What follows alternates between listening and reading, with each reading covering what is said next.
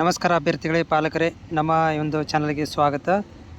ಯಾರ ಅಭ್ಯರ್ಥಿಗಳು ಏಕಲವ್ಯ ಮತ್ತು ಮೊರಾರ್ಜಿ ದೇಸಾಯಿಗಳ ಒಂದು ಆನ್ಲೈನ್ ಅರ್ಜಿಗಳನ್ನು ವೇಟ್ ಮಾಡ್ತಾ ಇದ್ದೀರಿ, ಅಂಥ ಒಂದು ಅಭ್ಯರ್ಥಿಗಳಿಗೆ ಕೆ ಇ ವತಿಯಿಂದ ಒಂದು ಮುಖ್ಯವಾದಂಥ ಅಪ್ಡೇಟ್ ಆಗಿರುವಂಥದ್ದು.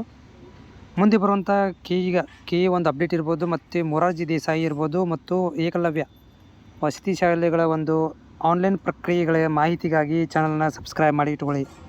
ನೋಡಿ ಅಭ್ಯರ್ಥಿಗಳೇ, ಇವತ್ತು 21 21/1/2026 ಇವತ್ತಿನ ಒಂದು ಮಾಹಿತಿ ಏನು ಕೆ-ದಲ್ಲಿ ಅಪ್ಡೇಟ್ ಮಾಡಲಾಗಿದೆ ಅಂತಂದರೆ, ಏಕಲವ್ಯ ಮತ್ತು ಕ್ರೈಸ್ ವತಿಯಿಂದ ಆನ್ಲೈನ್ ಅರ್ಜಿಗಳನ್ನು ನೀವು ಕೆ ಇ ಮುಖಾಂತರ ಅರ್ಜಿಗಳನ್ನು ಸಲ್ಲಿಸಬೇಕಾಗತ್ತೆ. ಎಕ್ಸಾಮ್ ಕುಂದಿರಬೇಕಂದ್ರೂ ಕೂಡ ಅರ್ಜಿಗಳನ್ನು ಸಲ್ಲಿಸಬೇಕಾಗುತ್ತೆ.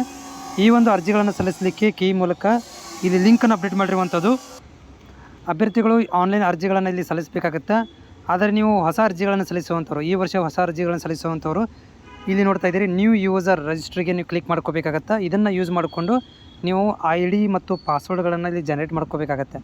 ID ಪಾಸ್ವರ್ಡ್ಗಳನ್ನು ಜನ್ರೇಟ್ ಮಾಡ್ಕೊಂಡ ಮೇಲೆ ನಿಮ್ಗೆ ಏನಾಗುತ್ತೆ ಅಂದರೆ ಸೈನ್ ಇನ್ ಮಾಡಲಿಕ್ಕೆ ನಿಮಗೆ ಲಿಂಕ್ ಇದೇನಾಗುತ್ತೆ ಅಂದರೆ ಬರುತ್ತೆ.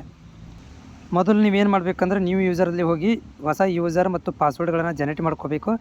ಜನ್ರೇಟ್ ಮಾಡಿದ ಮೇಲೆ ನೀವು ಇಲ್ಲಿ ಸೈನ್ ಇನ್ ಮಾಡಲಿಕ್ಕೆ ಬರುತ್ತೆ. ಮತ್ತು ನಿಮ್ಮಲ್ಲಿ ಏನಾದರೂ ಮಾಹಿತಿಗಳು, ಡೌಟ್ಗಳು ಇದ್ದಲ್ಲಿ ನನಗೆ ಕಾಮೆಂಟ್ಸ್ ಮುಖಾಂತರ ಶೇರ್ ಮಾಡಿ. ನಾನು ಕೂಡ ಫ್ರೀ ಇದ್ದಾಗ ಅದಕ್ಕೆ ನೀವು ಉತ್ತರವನ್ನು ಕೊಡಲಿಕ್ಕೆ ಪ್ರಯತ್ನ ಮಾಡ್ತೇನೆ. ಈಗಾಗಲೇ ನೆನಪಿರಲಿ, ನಿಮಗೆ ಆನ್ಲೈನ್ ಅರ್ಜಿಗಳು ಓಪನ್ ಆಗಿದ್ದಾವೆ. ಆನ್ಲೈನ್ ಅರ್ಜಿಗಳನ್ನು ಸಲ್ಲಿಸಲಿಕ್ಕೆ ನಿಮಗೆ ಟೈಮನ್ನು ಕೂಡ ಕೊಟ್ಟಿದ್ದಾರೆ. ಬಟ್ ನೀವು ಆನ್ಲೈನ್ ಅರ್ಜಿಗಳನ್ನು ಸಲ್ಲಿಸಿರಿ. ಅದಕ್ಕಿಂತ ಮೊದಲು SC/ST ಇದ್ದವರು ತಪ್ಪದೆ ನೀವು ನಿಮ್ಮ ಒಂದು ಕಾಸ್ಟ್ ಸರ್ಟಿಫಿಕೇಟನ್ನು ಅಪ್ಡೇಟ್ ಮಾಡ್ಕೊಳ್ಳಿ.